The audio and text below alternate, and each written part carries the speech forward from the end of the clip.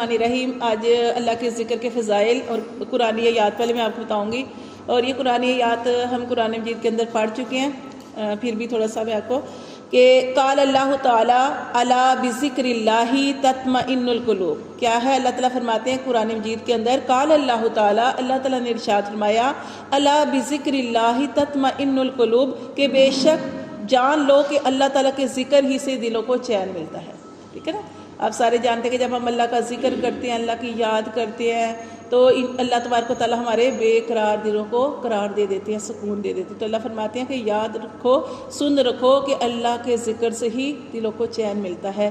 پھر اللہ تعالیٰ نے ارشاد فرمایا، الذین یذکرون اللہ قیاما وقعودا وعلی جنوبہم، پڑھ چکے ہیں یہ آیت ہم، کہ اللہ تعالیٰ نے سورۃ آل عمران میں فرمایا ہے کہ الذین یذکرون اللہ، کہ بے شک ذکر کرتے ہیں اللہ کا وہ لوگ، قیاما وقعودا وعلی جنوبہم، کھڑے بیٹھے اور کروٹوں کے بل۔ ٹھیک ہے نا؟ جب ہم پریشان ہوتے ہیں، پریشانی کے علاوہ بھی ہر وقت اللہ کو یاد رکھنا چاہیے، لیکن پریشانی حالات کے اندر تو اللہ کو زیادہ ہی اللہ کا ذکر کرنا چاہیے، کیونکہ اس وقت بھی ذکر کی توفیق ملنا بہت بڑی بات ہوتی ہے۔ کیوں؟ اس لیے کہ کئی لوگ ہوتے ہیں، پریشانی آتی ہیں، حالات آتے ہیں، تو وہ اس وقت اللہ سے شکوے کرتے ہیں، گلے کرتے ہیں کہ اللہ کو میں ہی نظر آئی تھی کہ میرے اوپر اللہ نے اس طرح کے حالات رکھ دیے۔ نہیں، بلکہ اللہ تعالیٰ قرآن مجید میں کیا ارشاد فرماتے ہیں کہ یہ زندگی آزمائش ہے، اور تکلیفیں پریشانیاں آئیں گی۔ پہلے جو لوگ تھے ان کے اوپر تکلیفیں اور پریشانیاں اور طرح کی آتی تھی۔ کیسی پریشانی آتی تھی؟ تب اتنی بیماریاں نہیں تھی، تب کیا تھا؟ تب ان کو اسلام کے اندر داخل ہونے کے اندر تکلیفیں برداشت کرنی پڑتی تھی، کہ جب وہ کہتے تھے نا کہ ہم مسلمان ہو گئے، تو یقین کرے اتنی تکالیف ان کو برداشت کرنی پڑتی تھی۔ جیسے کہ سب سے پہلے، جیسے آپ سارے جانتے ہیں کہ حضرت بلال رضی اللہ تعالیٰ عنہ، میں نے ایک چھوٹی سی بس حضرت بلال کے بارے میں بتایا، ورنہ بہت سے لوگوں کو تکلیف جو تھی صرف اس وجہ سے برداشت کرنی پڑی کہ وہ مسلمان ہو گئے، ان کے اوپر اس طرح کے حالات تھے۔ پہلے لوگ اتنے بیمار نہیں ہوتے تھے۔ آج کل جو ہے اللہ کا شکر ہے کہ ہم آزاد ملک میں رہتے ہیں، اسلام ہمارے اندر ہے، ہمارے بچے پیدا ہوتے ہیں تو وہ ان کو اللہ تعالیٰ یعنی اسلام کی ہدایت ہوتی ہے، کیونکہ جیسے ماں باپ ہوتے ہیں ویسے بچوں کو بنا دیتے ہیں کہ جب بچہ ہمارا آنکھ کھولتا ہے، جب جو بڑا ہوتا ہے اسے پتہ چلتا ہے، ہم کلمہ پڑھاتے ہیں، نماز پڑھتے ہیں، بچہ اس طرف آتا ہے، تو شروع سے ہی ہمارا بچہ مسلمان جو ہے وہ گھرانے میں پیدا ہوا تو وہ مسلمان ہی ہوتا ہے۔ تو لیکن ہماری تکلیفیں اسی طرح کی ہیں، کبھی غربت آ گئی، کبھی حالات خراب ہو گئے، کبھی بیماری آ گئی، کبھی صحت بھی مل جاتی ہے، کبھی بہت زیادہ مال بھی مل جاتا ہے، کبھی خوشیاں اکٹھی مل جاتی ہیں اور کبھی پریشانیاں بھی اکٹھی آ جاتی ہیں۔ تو کیا ہے؟ گھبرانا نہیں ہے، اللہ تعالیٰ کی طرف رجوع کرنا ہے۔ پریشانی کے حالات میں بھی آپ اللہ کی طرف جب راغب ہوتے ہیں، اللہ کا ذکر کرتے ہیں، وہ خواہ تسبیحات کی شکل میں ہو یا کسی بھی صورت میں، دعاؤں کی صورت میں ہو، یا اللہ کے نماز پڑھ کے نوافل ادا کر کے ہو، تو یہ ساری بہت اللہ تعالیٰ کی توفیق ہوتی ہے کہ اللہ جس کو یہ توفیق دیتے ہیں، لیکن یہ توفیق اس کو ملتی ہے کہ جو کوشش کرتا ہے۔ ٹھیک ہے؟ پھر یہ اللہ کا بہت بڑا کرم ہوتا ہے، جب آپ تکلیف کے حالات میں، پریشانی کے حالات میں اللہ کو پکارتے ہیں تو پھر اپنا جو رب ہوتا ہے نا، وہ آپ کے اجر کو بڑھا دیتا ہے کہ میرا بندہ دیکھو، میرے بندے کو پتا ہے کہ میں ہی اس کی تکلیف کو دور کروں گا، میں ہی اس کی پریشانی کو دور کروں گا۔ جب اللہ تبارک و تعالیٰ یہ دیکھتے ہیں کہ میرا بندہ میری ہی طرف آ رہا ہے، تو اللہ تبارک و تعالیٰ اس کی پریشانی کے حالات کو بھی دور کر دیتے ہیں اور اس کے اجر کو بھی بڑھا دیتے ہیں، اس کے درجے کو بھی بلند کر دیتے ہیں۔ تو آپ لوگوں نے کبھی بھی تکلیف آ جائے تو پریشان نہیں ہونا، کیونکہ ایک صحابی تھے نا، انہوں نے کیا کہا تھا کہ اللہ کے رسول مجھے کوئی وصیت کریں، مجھے کوئی نصیحت کریں، تو آپ صلی اللہ علیہ وسلم نے کیا فرمایا تھا کہ اللہ کو مضبوطی سے پکڑ لو، بس یہ وصیت ہے، اللہ کو مضبوطی سے پکڑ لو۔ آپ کو لگ رہا ہے کہ اللہ کو مضبوطی سے پکڑ لو، ہم سب نے اللہ کو مضبوطی سے پکڑا ہوا ہے، لیکن نہیں، مضبوطی سے پکڑنا تب ہے کہ جب آپ کے اوپر حالات آئیں۔ اب سیدھے سیدھے حالات ہیں آپ کے اوپر، آپ نماز بھی پڑھ رہے ہیں، آپ کھا پی بھی رہے ہیں، سارا کچھ ہے، اصل میں وہ ہے کہ اللہ کو مضبوطی سے پکڑنا کہ حالات جیسے بھی آ جائیں، پریشانیاں ڈھیر آ جائیں، غربت آ جائے، کوئی بھی حالات ہو، تو آپ نے کسی اور طرف نہیں جانا، بس ثابت قدم رہنا ہے۔ ٹھیک ہے؟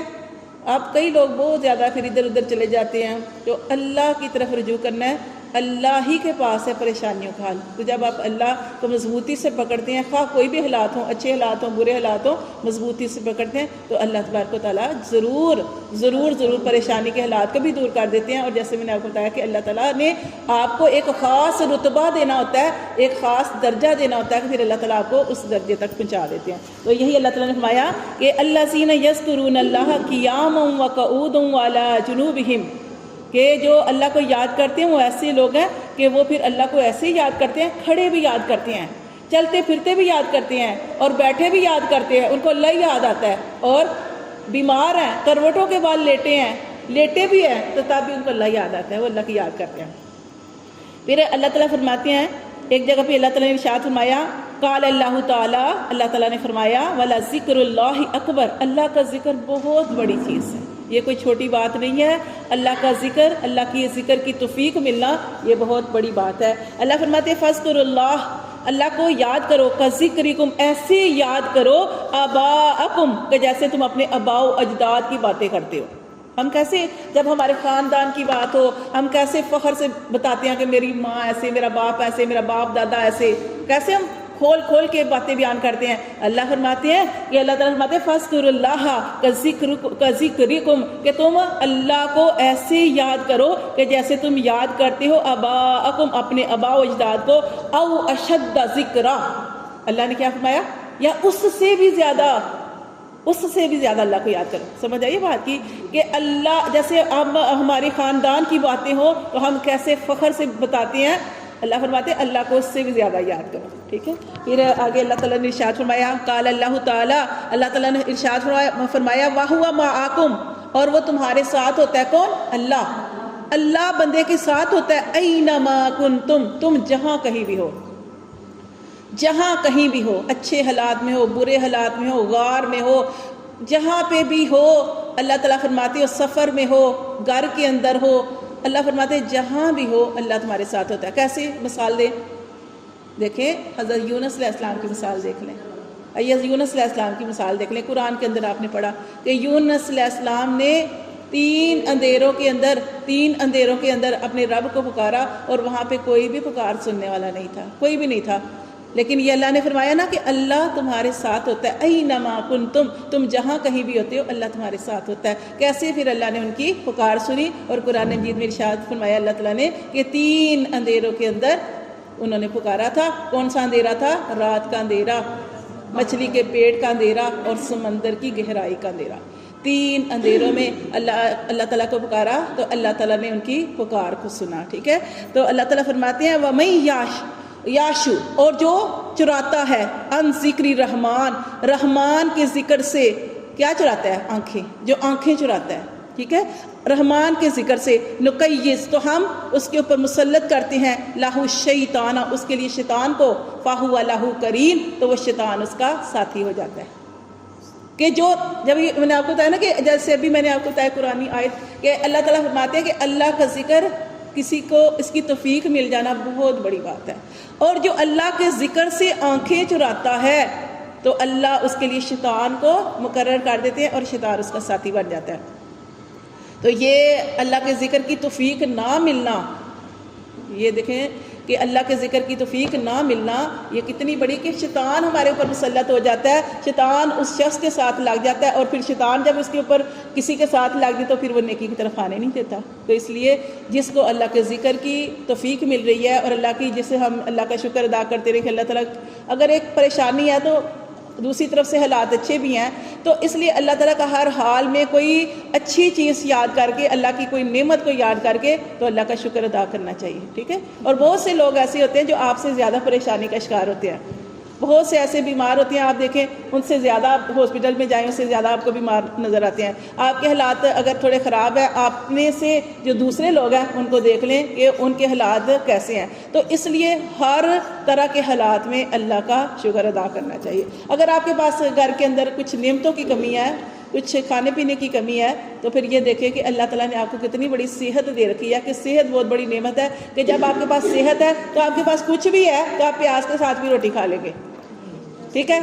کسی بھی چیز کے ساتھ جو ہے وہ روٹی کھا لیں گے تو مطلب کہ صحت سے سارا کچھ ہوتا ہے. اور بہت سے لوگ ایسے ہوتے ہیں کہ جن کے پاس صحت نہیں ہوتی, وہ کھا نہیں سکتے, وہ پی نہیں سکتے, وہ چل نہیں سکتے, اور کتنے لوگ ایسے ہوتے ہیں وہ دیکھ نہیں سکتے, کچھ سن نہیں سکتے. تو کتنی بڑی بڑی نعمتیں ہیں جو اللہ تعالیٰ نے ہمیں دے رکھی ہیں. تو اللہ جب آپ کو کسی چیز کے اندر کمی نظر آئے, اپنے گھر کے اندر, اپنی نعمتوں کے اندر, اپنی صحت کے اندر, تو ایسے لوگوں کو دیکھ لینا چاہیے کہ جن کے پاس وہ بھی نہیں. تو اس لیے اللہ تعالیٰ کا شکر ادا کرنا چاہیے.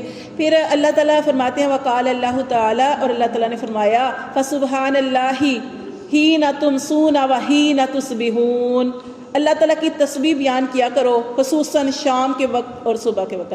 شام کے وقت کا ذکر کیا, جیسے میں نے آپ کو بتایا کہ عصر کی تو نماز کی ویسے ہی فضیلت, ساری نمازیں پڑھنی چاہیے, لیکن ہوتا ہے نا آپ دیکھیں سارے نبی ہیں, لیکن اللہ تعالیٰ نے نبی صلی اللہ علیہ وسلم کے فضائل جو ہیں وہ زیادہ بیان کیے کہ سارے فرشتے ہیں, اللہ نے جبرائیل علیہ السلام کو فرشتوں کا سردار بنا لیا. سارے دن ہیں, اللہ نے جمعے کے دن کو فوقیت زیادہ دی ہے. تو اسی طرح اللہ تعالیٰ فرماتے ہیں کہ سارے ہی ٹائم ہیں, لیکن اللہ تعالیٰ نے فرمایا کہ جو عصر کا وقت ہے وہ اس ٹائم میں جس کی عصر کی نماز ضائع ہو گئی, سمجھو کہ اس کے گھر بار جو ہے وہ برباد ہو گیا. تو عصر کی نماز کی فضیلت ہے.